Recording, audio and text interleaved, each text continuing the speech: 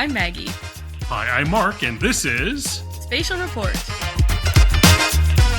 Welcome to the Esri Canada podcast that connects our user community with the latest and coolest trends in the world of ArcGIS. On today's show, the next generation of 911 is coming.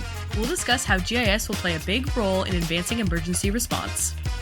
Then our field operations GeoGeek will tell us how to keep on mapping, even when you're disconnected. And the battle for gold medal in GIS trivia continues with M versus M. It's time to light the flame on another podcast, so let's start.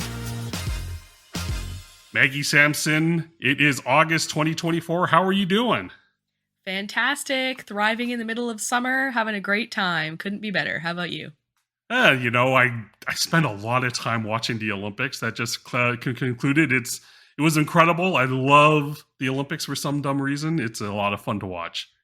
Yeah, the Olympics are great. I honestly prefer winter, but it's still pretty cool, the Summer Olympics. I watched a bit of it. All right, so I have to ask this dumb question. If you could be in the Summer Olympics and get a gold medal in one sport, what would that be? My chances are low across the board, I think. If I had to pick something, maybe something that not as many people do. So, like the gun shooting sports or shot put, something really obscure, you know. I like that. Yeah. What about you? I can see you with a pistol just shooting away. That sounds like a lot of fun. Never shot a gun, but you know what? I could maybe do that. Probably not, though. What about you, Mark? I was born to breakdance, so now that it's an Olympic sport, yeah. I am a natural breakdancer. You wouldn't believe the moves that I have. I'm sure that's true. I'm sounds like something that you would be really good at. I'd love to see it one day. I'd be terrible at that. No, race walking. That is the ultimate sport. That looks hard. I honestly, all of them look hard. Props to the athletes out there. That couldn't be me. Looks pretty exciting though. But you know what always gets the gold medal? What? Maps. You're right. Maps do get the gold medal for sure. That was great, Mark. Thanks for that. What a transition, eh? That's expert work. I know what you want to know. What's making me mappy, right? What is making you mappy, Maggie Sampson? There's a lot of things that are making me mappy. For sure, right now, I think it's something that I actually learned about at the Esri UC last month.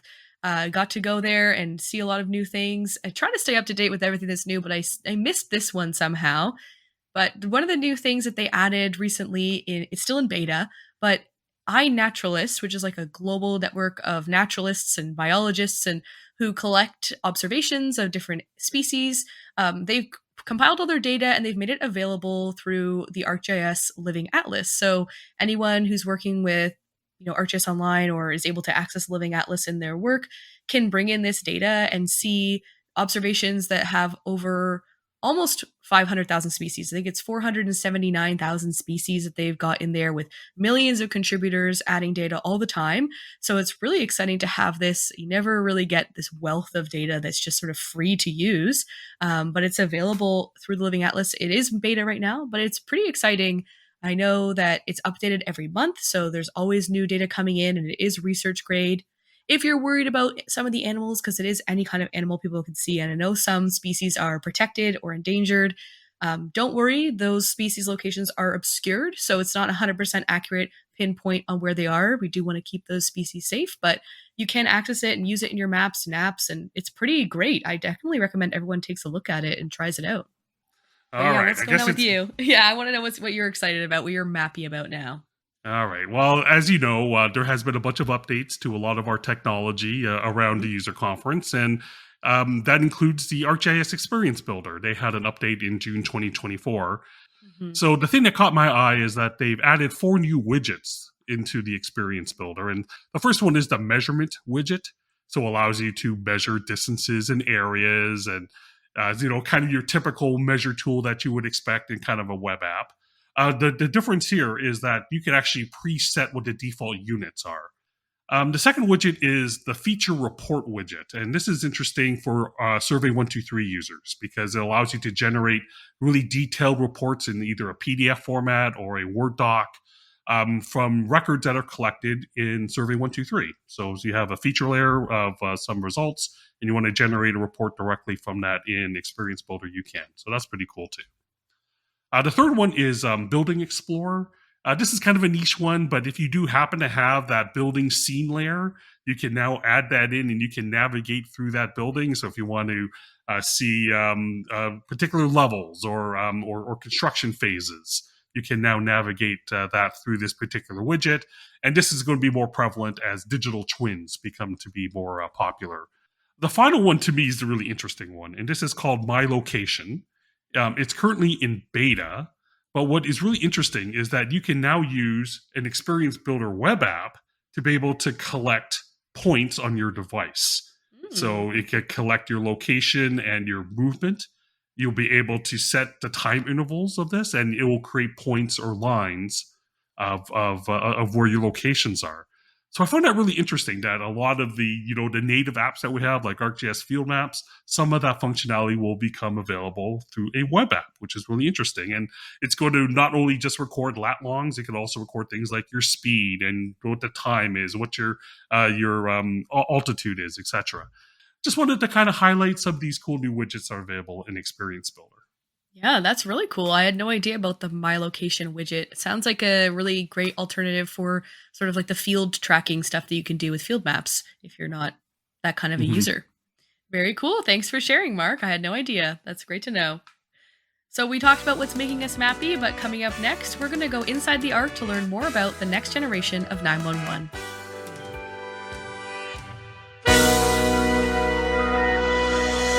Imagine if you're in an emergency. You pick up the phone and you dial 911, but you have to describe where you are, and you're unable to leverage the modern location technology on your device. Well, that is about to change. The next generation of 911 is fast approaching, and GIS will play a pivotal role in its evolution. To help us envision the future of emergency response and address management, we are joined by our colleague, Subhani Aruchelvam, who is a technical solutions specialist here at Esri Canada and the Ontario region, and she's working with Esri Canada's tools to advance NG9-1-1 in this country. Subhani, welcome to the podcast. Thanks for joining us today. Hi, happy to be here. Thank you so much for inviting me. We're so glad to have you here with us and to get us understanding what is happening in NG9-1-1. So could you start us off by telling us what that is and what's going on, why people should know about this?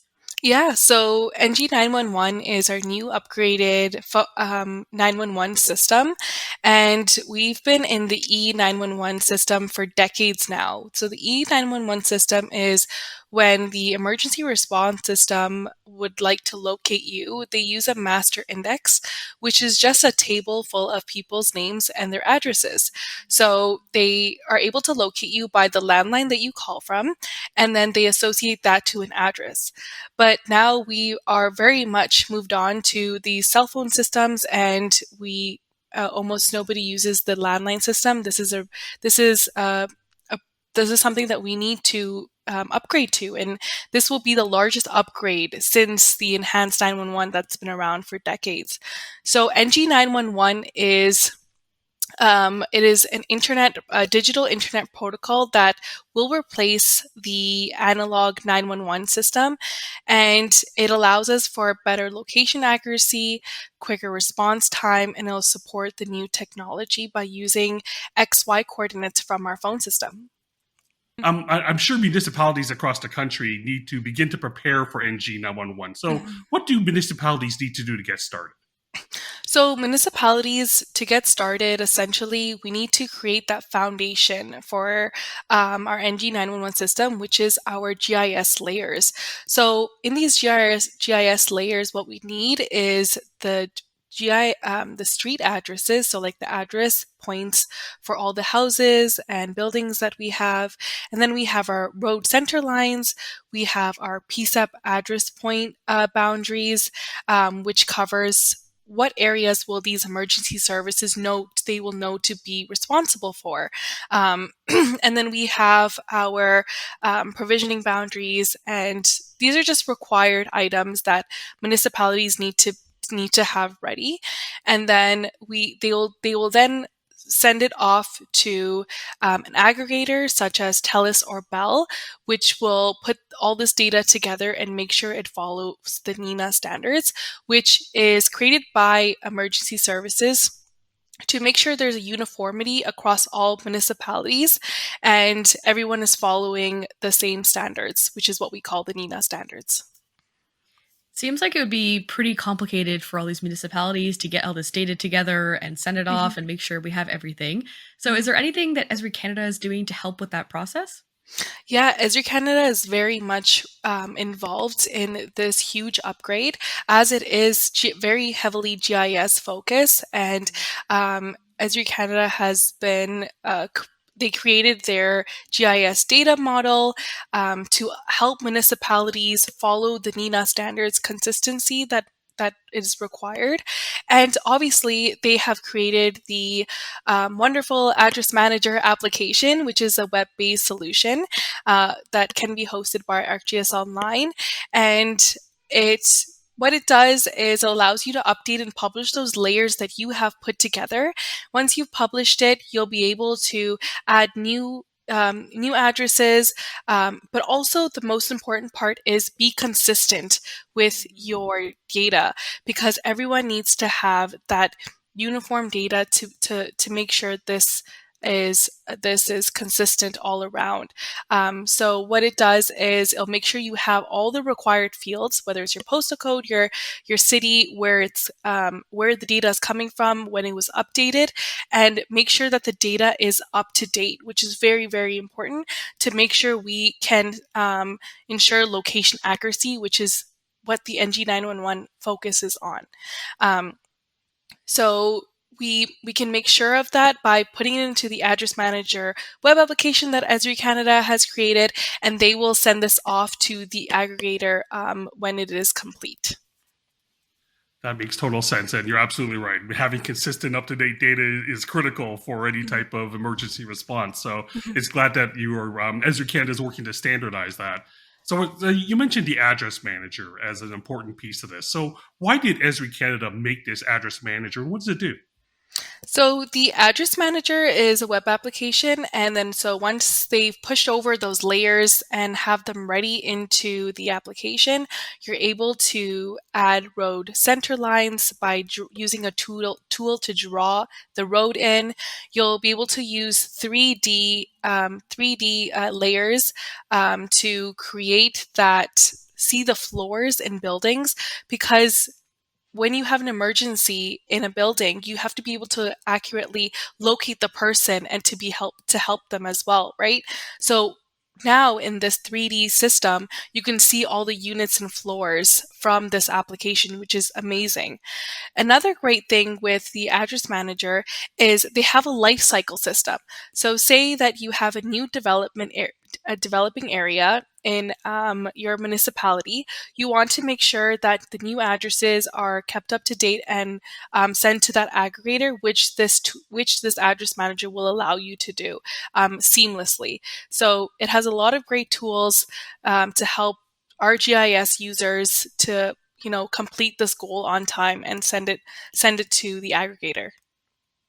Yeah, it seems like a really useful tool, and I understand that it's going to make the process a lot easier for municipalities trying to Mhm. get that data aggregated. But I know even when things are made easy, there's still often some challenges, especially with getting started. So, are there any challenges that you can see that municipalities might face and how they can work to overcome those? So I can see one that may be an issue is just getting started. I think having those layers and that data into your GIS system might be something that might be difficult for some, as some municipalities might not have a GIS administrator. They might not even have these layers already set in stone. That might be an obstacle that they need to come to collect this data.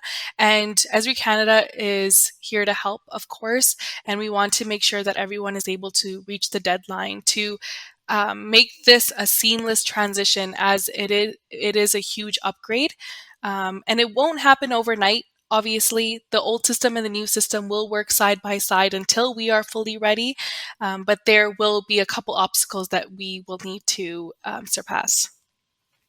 Wow, this is a really good overview of what's going to be happening in the next few years in NG911. So we really appreciate your time and giving us that peek, that sneak peek of what's about to happen. But before we let you go, we always like to ask our guests 3 takeaways from our discussion. So, what are 3 things our audience needs to remember about NG911? So some key takeaways is the first one is that NG911 will help us make sure we use the right resources at the right time. So opening this new system with open hands and just, getting to know how the process works is a key takeaway, I believe, the first one. The second one is understanding that this shift won't happen over time. Like I said before, it will take some time. The old system and new system will work side by side to make sure that we are ready for NG911. And the last key takeaway is being educated on this new system. How can we be ready for an emergency, and how can we use our tools to the advantage? For example, we want to know that we can use text messages, send pictures, send video calls from our phones, and send any sort of voice recordings. So we want to know all the tools that we have and be prepared for any emergency to help the emergency respond to us, get to us quickly as possible, and dispatch the right people to us. Wow, Sabani, thank you so much for providing us this wonderful introduction to Next Generation 911. We really appreciate your time, and thanks for joining us on the pod. Yeah, of course. I'm so happy to be here. Thank you, guys. That was Sabani Aruchavem. She is a technical solution specialist with the Ontario region at Esri Canada, and she called us in from Ajax, Ontario. After this short break, it's time to take an offline field trip with our Field Operations GeoGeek. From navigating everyday obstacles to tackling the most pressing issues facing our world today, tune in to Geographical Thinking to discover how geospatial solutions can help solve problems and drive positive change. My name is Michelle Brake, and I'll be your guide as we explore stories, ideas, and conversations through the lens of geography. Listen and subscribe on your favorite podcast platform.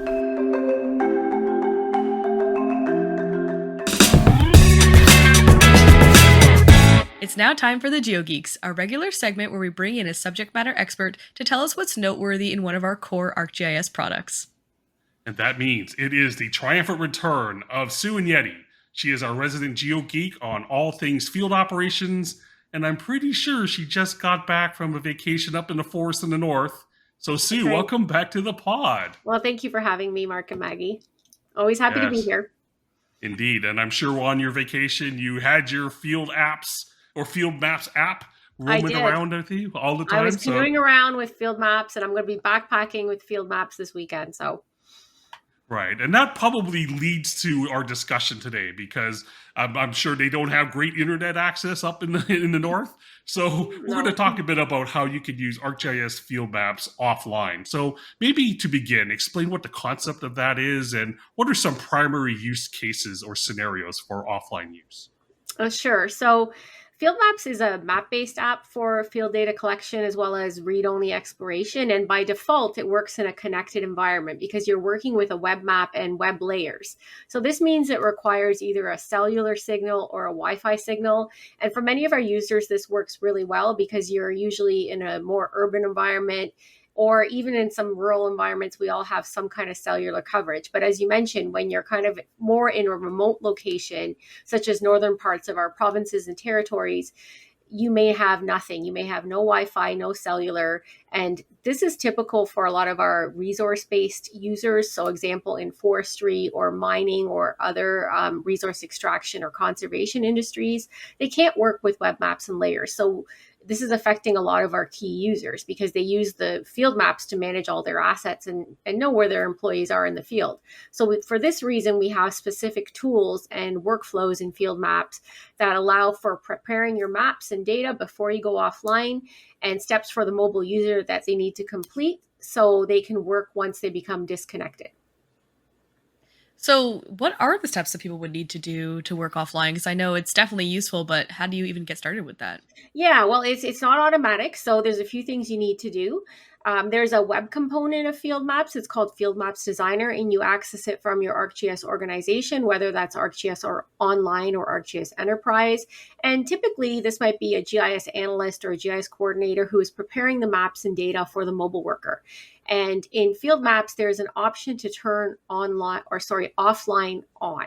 And what happens when you do this is field maps will check your map. It will check all the content, your layers, whether they're editing layers or only reference. It will check your tables and your base maps and make sure that they're enabled for offline. And if you're not for anything, you will get a little red X and it will tell you what is the error. And you need to fix that before you can take that map and the content offline. And things can happen like you don't have sync enabled for your layer, or you have an unsupported layer type or a duplicate layer. Even for your base maps, ArcGIS Online base maps are supported automatically. But if you're using your own base map or working with ArcGIS Enterprise, there might be some extra steps.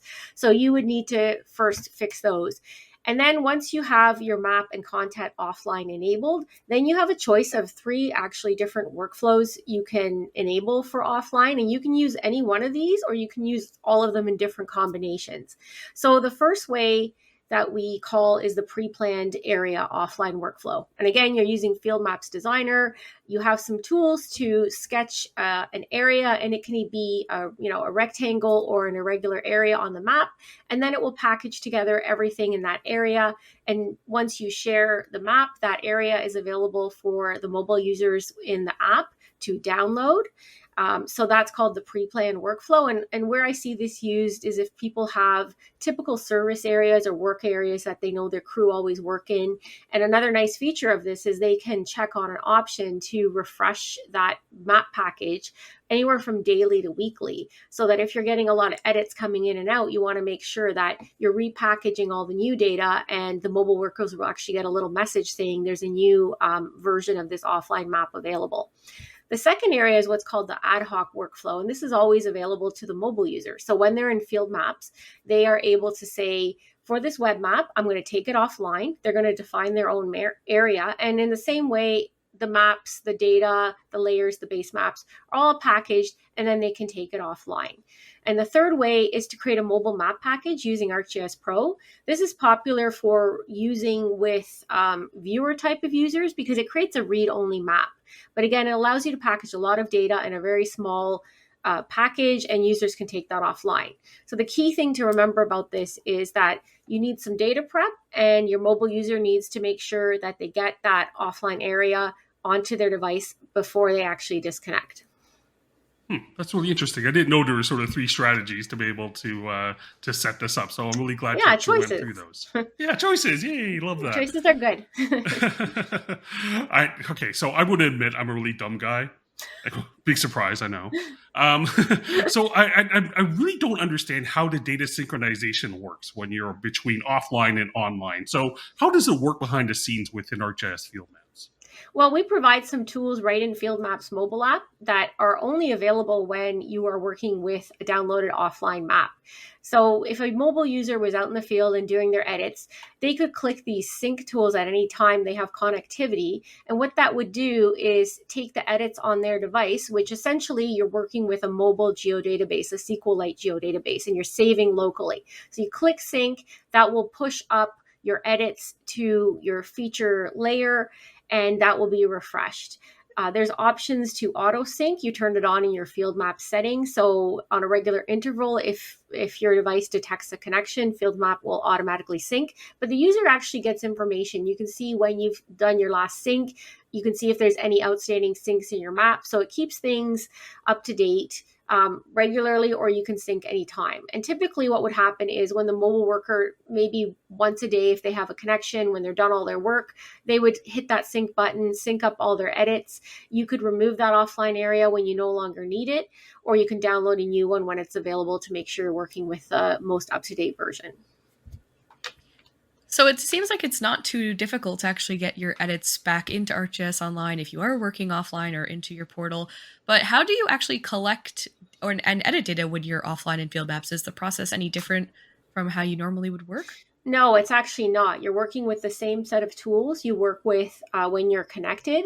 The editing experience uses the same smart forms that you author in Field Maps Designer for attribute editing, and anything such as, arcade expressions or conditional visibility. All that logic will work offline as well. So it's great. So you really won't notice any difference editing, other than you are working in a smaller area. So you won't have the whole web map to pan and zoom around, you'll be restricted to that area that you clipped out. And that's really the only difference. Also, the location sharing capability, which I've used offline in my camping experience, that also works offline because that doesn't require Wi-Fi or cellular. It only requires a GPS connection, and you can use it on your device or a connected GNSS. And that will also work in the same way. It stores the location tracks on your device while you're offline, and it will do a sync when you're able to connect again. Wow, that really makes a lot of sense. And I'm glad you made that very clear. So we really appreciate that. But of course, you're a GeoGeek, and we always love to ask about the road ahead with our GeoGeek. So what are some future developments or enhancements that users can expect to see in the offline capabilities of ArcGIS field maps? Well, we're releasing field maps about 4 times a year, so they're always adding something new to enhance this offline capability. Some of the more recent ones they've added were more offline checks, which we're looking to add even more because we're trying to help people figure out why something won't go offline. There's usually a very valid reason, and it's some kind of either a field, you don't have the right type of field. Some of the ones that are coming are like missing a global ID field or a subtype field. If you have duplicate layers, that is being checked. And I know in the October release, they are adding the ability to enforce that users have to, for a particular map, work with an offline version. And I know that's been a user request that I think they want to make sure always offline workflows are always supported, which is pretty good advice.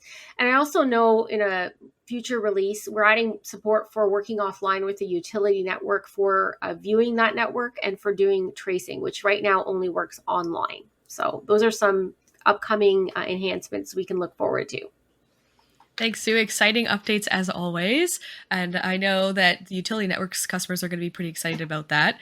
For those who are new to working offline, particularly in the future, those utility clients who haven't been able to work offline previously, is there anything that they should know, organizations should know, and users before implementing this workflow? Any advice you could give them?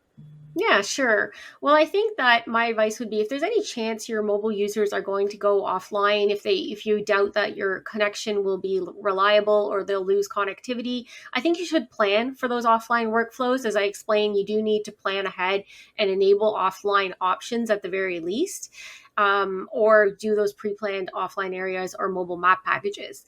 So once you do that, it may seem a little intimidating, but there's lots of online resources. The help is really good. There's blogs and videos. There's actually a detailed instruction guide, a PDF called Take Your Web Maps Offline. So I think just thinking ahead and preparing and taking advantage of all the resources we provide will get people to where they need to be able to go offline in the field. Absolutely. I completely agree. It's always good to be prepared. And I know you're always prepared. I look forward to seeing your tracks from when you come back from your backpacking. You always have your field maps with you. Yes, I will be using that for sure. And it helped me canoe in a very straight line, I tell you. Nice. Good to see that those are working. Yeah, no more getting lost. I'm going to have to start using those apps myself. Thanks so much for sharing with us today, Sue. It's been great as always, and we can't wait to have you back again soon. Yeah, thanks for having me. That was our mobile GIS queen, Sue Agneti. She is a product specialist for mobile solutions at Esri Canada, and she joins us today right around the corner from me in the great city of Hamilton. Yes. And during the break, I'll be filling up my bathtub full of ice because another bruising battle of M versus M is next.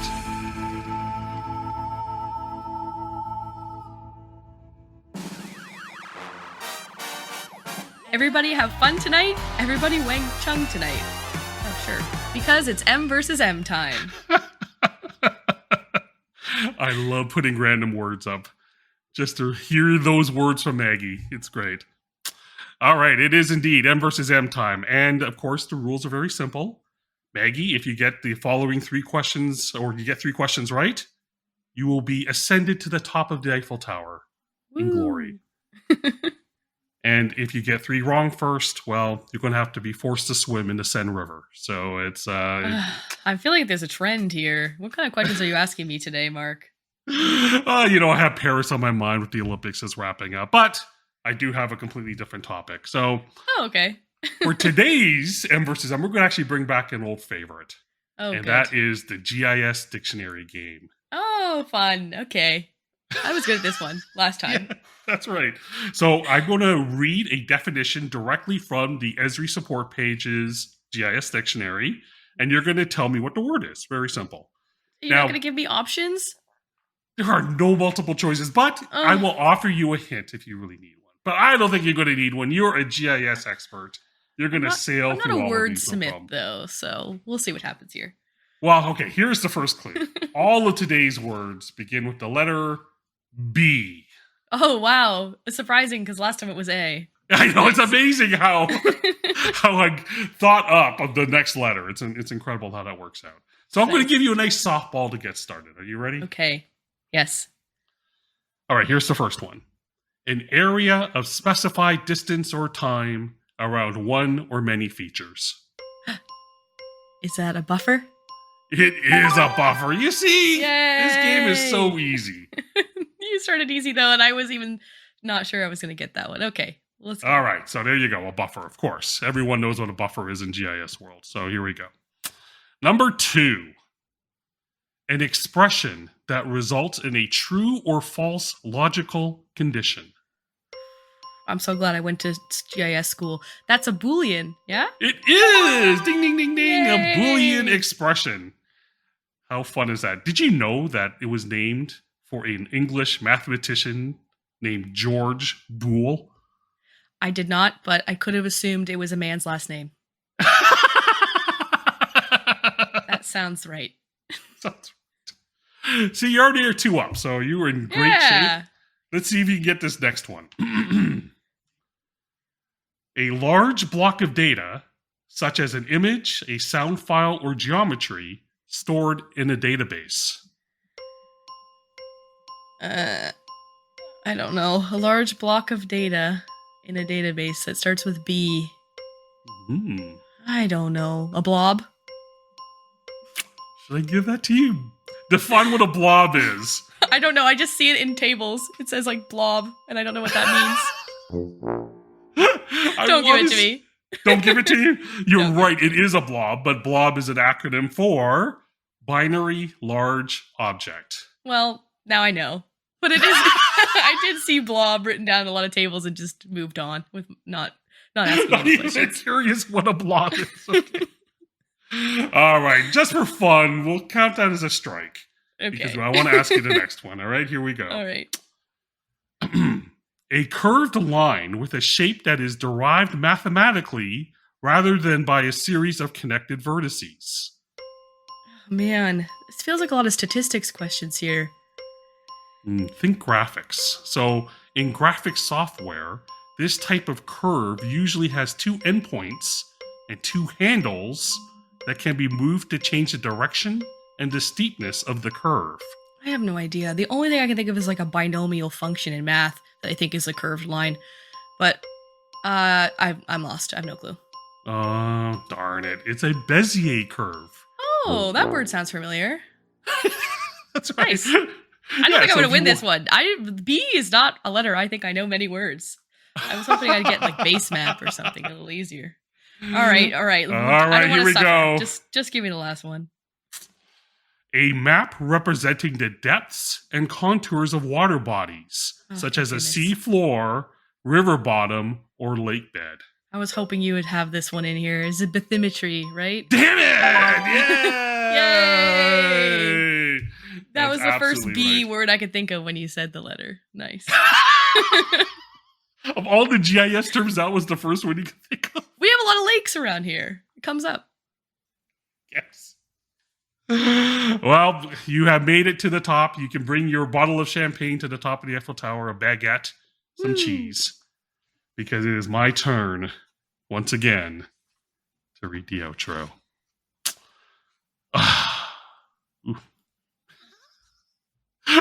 Come on, get it over with, Mark. Let's go. All right.